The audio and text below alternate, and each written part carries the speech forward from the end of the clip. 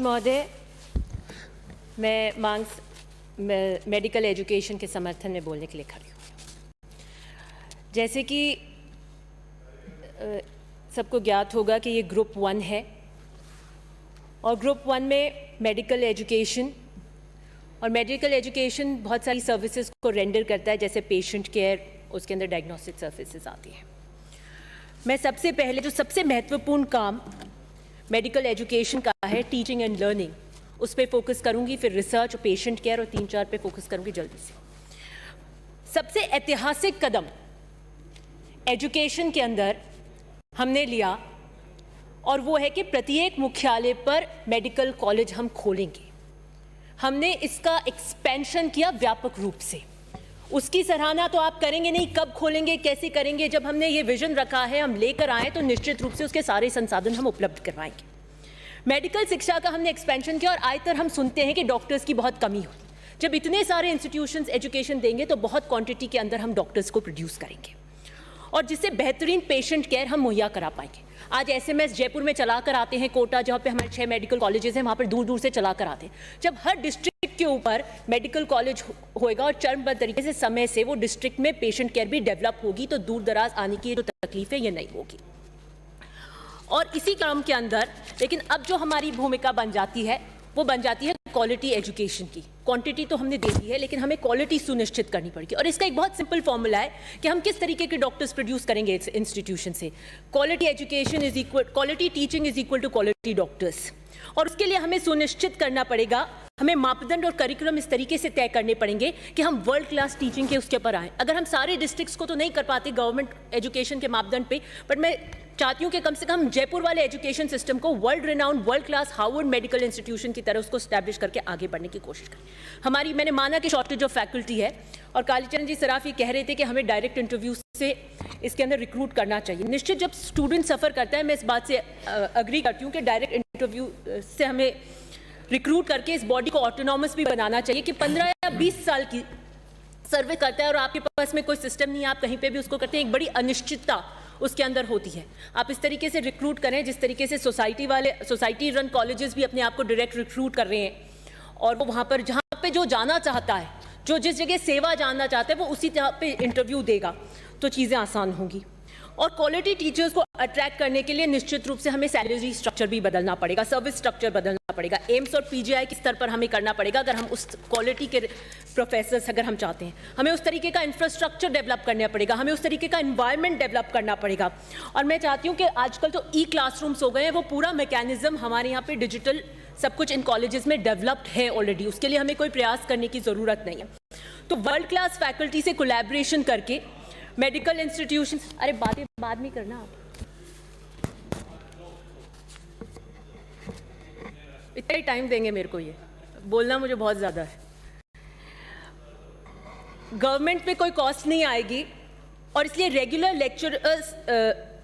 Lectures हम in collaboration with world class institutions अगर हम स्टैब्लिश करें तो हमारी गुणवत्ता बढ़ेगी।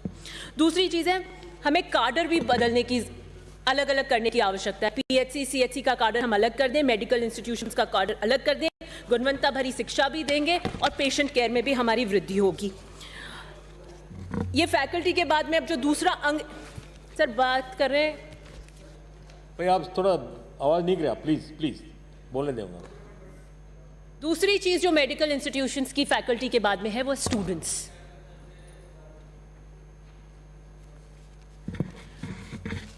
जो हमारे गवर्नमेंट कॉलेज रन कर रहे हैं वो तो ठीक है, सोसाइटी रूल्स से जो कॉलेजेस चल रहे हैं उसके अंदर हमारा 50% रिजर्व्ड है और 50% हमारा पेड है, जिसमें लो पेड सीट्स हैं और कुछ एनआरआई सीट्स हैं। लेकिन प्राइवेट कॉलेजेस जो हैं वो कभी 80 लाख, कभी 90 लाख, कभी 1 करोड़ की फीस तय करते हैं।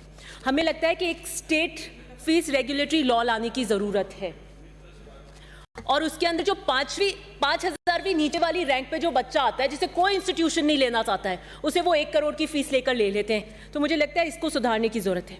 दूसरी बात, जो बॉन्ड हम भरवाते हैं, बॉन्ड तो हम भरवा लेते हैं ताकि वो छोड़कर नहीं जाए, बीच में नहीं जाए, लेकिन जॉब की हमारी कोई एश्योरेंस नहीं है। हमारे पास ऐसा कोई मैकेनिज्म नहीं है कि हम इन बच्चों को पास आउट होते ही तुरंत मेडिकल कॉलेजेस इनको जॉब दे सके। तो ऐसे मैकेनिज्म को डेवलप करने की ज़रूरत है। हिमाचल प्रदेश का मॉडल है जिसके अंदर विदिन 1 मंथ हिमाचल में उसको जॉब देते हैं। दूसरी चीज़ वो ये कहते हैं अगर आप स्टाइफन लोगे तो बॉन्ड भरो, स्टाइफन नहीं लोगे तो बॉन्ड मत भरो। हमें भी इस तरीके से सोचने की ज़रूरत है। कर्नाटका का मॉडल है, वो बॉन्ड में कहते हैं अगर आप MBBS की पढ़ाई करते हैं तो आपको PHC में लगाएंगे, PG की करते हैं तो आपको सब डिस्ट्रिक्ट के अंदर लगाएंगे, DM की करते हैं तो आप मेडिकल कॉलेज या डिस्ट्रिक्ट के हेड के हॉस्पिटल्स पे लगाएंगे। अब आपको पता है कि जो PG से पास आउट होते हैं कोई रूरल में नहीं लगना चाहता। अभी ऐतिहासिक भर्ती मंत्री महोदय जी ने 2000 की करी, मेरे को लगता है 1500 की ज्वाइनिंग आ गई, 500 की, जब सबसे ज़्यादा नंबर में अगर कोई भर्ती हुई तो हमारे कार्यकाल में मंत्री जी की लीडरशिप में हुई। इसलिए इसको सुनिश्चित करने के लिए हमें ये देखना पड़ेगा। दूसरी बात जो है कि हमारे पास में 50% कोटा स्टूडेंट्स को हमें फिक्स करना पड़ेगा। जो हम इन सर्विस कैंडिडेट्स हैं जो ये कहते हैं कि आप रूरल में जाएंगे तो आपको इतना 10% का बेनिफिट मिलेगा, 1 साल पे 20% आपको 2 साल पे मिलेगा और तीसरे साल पे 30% मिलेगा। तो जो बैक बेंचर्स हैं वो फ्रंट में आ जाता है, जो PG का टॉपर होता है वो नीचे चला जाता है। तो 50% तो जो टॉपर्स है उसके लिए आप रिजर्व करें और बाकी इन सर्विसेज के लिए करना चाहें ताकि स्टूडेंट्स जो टॉपर्स हैं वो डिमोरलाइज नहीं। दूसरी बात मैं रिक्रूटमेंट के पार्ट पे कहना चाहती हूँ। ये जब स्टूडेंट्स अपनी पूरी करते हैं BSc, BA, BCom या MBBS, MS, MD, इनके जो डिफरेंट कॉम्बिनेशंस हैं उस पर हमारे यहाँ अलग अलग है, कहीं पे 45, कहीं पे 40, कहीं पे। जब हमने रिटायरमेंट की एज 60 से 65 बढ़ा दी तो हमें रिक्रूटमेंट की एज भी 45 से 50 करनी चाहिए। और बहुत सारे राज्य मैं आपको बताती हूँ जैसे कि उत्तर प्रदेश, दिल्ली, हरियाणा, बंगाल, एम्स, PGI, इन सब में रिक्रूटमेंट की एज 50 है। अगर वो रिक्रूट नहीं होता, किसी कारण देरी हो जाती है और वो 45 के अंदर वो क्रॉस कर जाता है, या तो वो MO रहता है और वो प्राइवेट में जाता है। तो हम किस तरीके से इसको रोकेंगे कि हम क्वालिटी वाले डॉक्टर्स को अपने पास लाएं, तो हमें ये भी बदलने की जरूरत है। एक जो बहुत आवश्यक चीज़ है टीचिंग के साथ रिसर्च, मैं उस पर भी फोकस करूं, उस पर हमें फोकस देने की जरूरत है।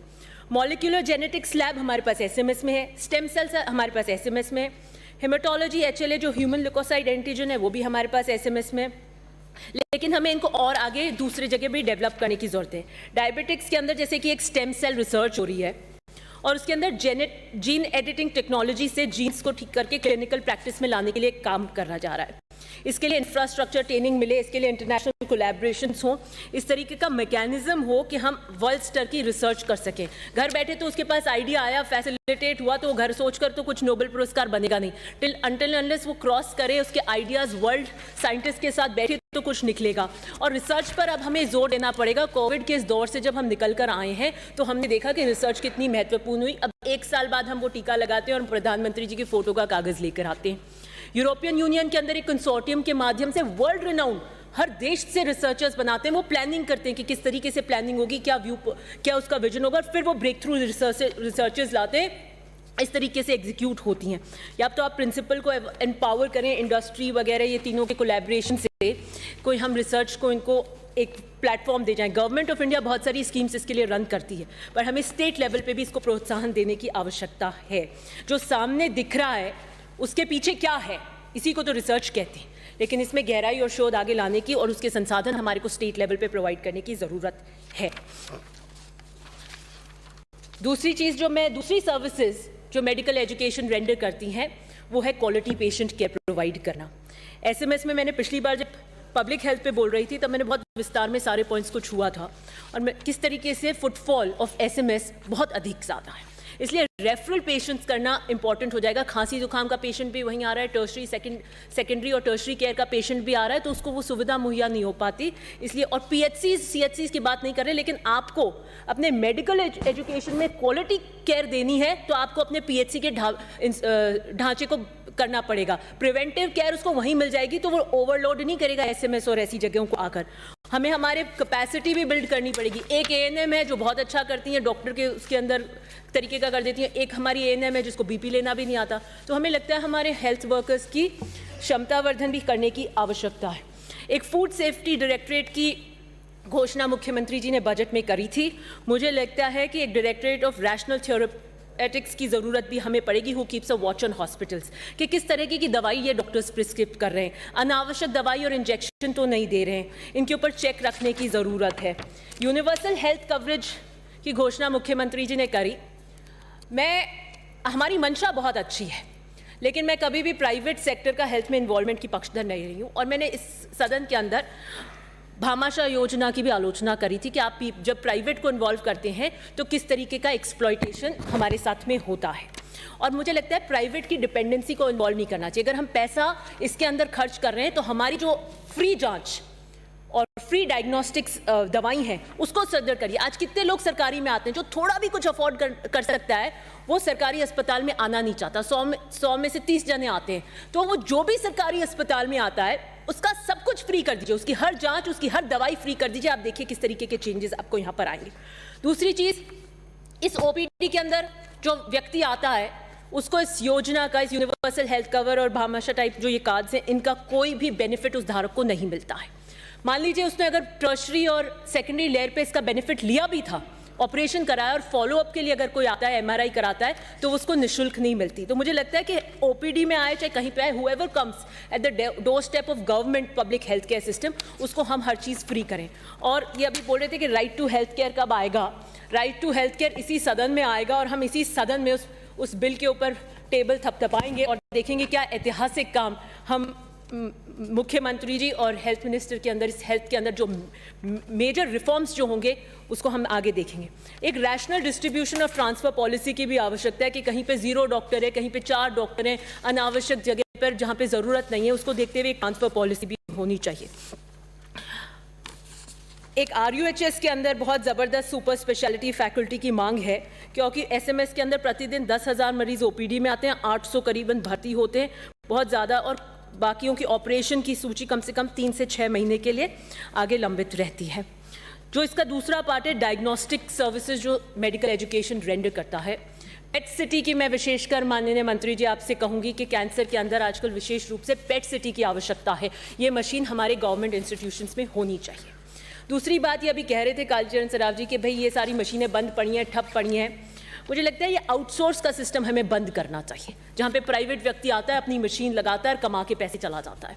हमारे यहाँ पर इतनी ज़बरदस्त फुटफॉल और नंबर्स हैं कि हमारे पास प्रॉफिटेबिलिटी, अगर हम मिनिमम सबसे ज़्यादा कम उसको चार्ज करेंगे तो अभी वो फ्री हो जाएगी मशीन। तो सबसे पहले जो MRI की कोई मशीन लगाने गया था वो 75 करोड़ वर्धमान या 75 करोड़ प्रॉफिट कमा के गए। तो मुझे लगता है इतनी कोई बड़ी महंगी मशीन्स नहीं होती, और लगा भी देंगे तो ये फ्री करा लेंगे। ये हमें देखने की आवश्यकता है। एक बात आई थी क्लिनिकल एस्टैब्लिशमेंट एक्ट। ये एक्ट 2010 में कांग्रेस की सरकार लेकर आई थी।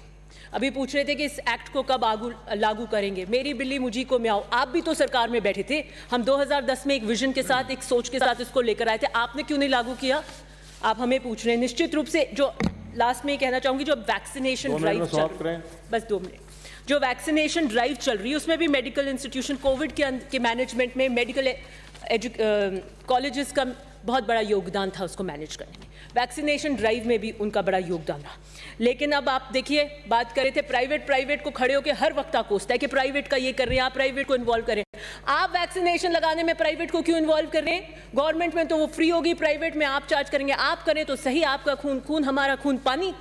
आप क्यों इन्वॉल्व करें? क्योंकि आप प्राइवेट को विशेष आपका स्नेह, हम दो हमारे दो की भूमिका पे आप हमेशा चलते रहते हैं। और ये बात कर रहे थे कि कब खोलेंगे, आपने कॉलेजेस की अनाउंसमेंट कर दी। इतने कॉलेजेस हैं, आपके पास ज़मीन का पता नहीं, आपके पास में संसाधनों का पता नहीं। तो आपके यहाँ पर गवर्नमेंट ऑफ इंडिया में 14 के अंदर जो कॉलेजेस खोले थे उनके अंदर आप सिर्फ 5 ही उसको ऑपरेशनल कर पाए थे 2018 तक। हम 15 और कॉलेजेस लेकर आए हैं। With in this period of Congress regime आप देखेंगे वो फुल फ्लेजेड रूप से चलेंगे। दूसरी चीज़ मैं कहना चाह रही थी कि बजट की अभी बहुत व्याख्या कर रहे थे देवनानी जी। आपने क्या किया? आपने पूरा एक जुमलेबाजी करी और कहा कि 137% का बजट पेश किया गया है। प्रधानमंत्री जी ने क्या व्यापक रूप से इंक्रीज किया है, वो एक जुमला था। आपने सिर्फ 11% का हेल्थ का बजट किया और आपकी हेडलाइंस थी covid needed special attention but no road map by Modi. Despite pandemic health budget sees little increase. ये तो आपकी सोच और आप बताएं कि पैंडेमिक में हम क्या करना चाहते हैं। और एक वीडियो बड़ा फेमस हुआ था और उसी के आधार पे मैं किसी का ट्वीट आया कि कोविड-19 की वैक्सीन है, ये प्राइवेट हॉस्पिटल्स में और लीजिए इनकी पावरी हो रही है। आप इनकी पावरी करा दीजिए प्राइवेट हॉस्पिटल्स की। लास्ट में मैं ये भी कहना चाहती हूँ और मंत्री जी आपकी तवज्जो चाहती हूँ। मैं इन्होंने एक रिसर्च की और लीडरशिप वर्सेस क्राइसिस एंड कोविड-19 पर एक रिसर्च करी कि कितना इंपॉर्टेंट होता है उस लीडरशिप का, और उसका सबसे बिगेस्ट एग्जाम्पल ऑफ फेलियर था अमेरिका में, जब किस तरीके से ट्रंप ने और किस तरीके की बयानबाजी करी, उसको मैं कोट नहीं करूंगा, और अमेरिका के डेडलीस्ट नंबर्स यहाँ पर आए। कोविड का सबसे बड़ा प्रबंधन अगर राजस्थान में हम कर पाए, आज हम ऑलमोस्ट कोविड फ्री हैं, उस वक्त भी हमने किसी को भूखा नहीं सोने दिया, सारे प्रबंधन अगर हुए तो ऐसी इफेक्टिव लीडरशिप मुख्यमंत्री जी की और हेल्थ मिनिस्टर की थी। और लास्ट में बस मैं इतना ही कहना चाहती हूँ कि वो पूछ रहे थे कि ऑक्सीमीटर के अंदर पेन डालते हैं, तो वो भी ऑक्सीमीटर के अंदर दिखा देता है। आप छोड़िए, अभी तो किसी नेता की धार्मिक यात्रा से पूरे बीजेपी, राजस्थान की पूरी बीजेपी के पैरामीटर्स ऊपर नीचे हो रहे हैं। पहले आप उसको सही करा लें। बहुत बहुत धन्यवाद। श्रीमती इंदिरा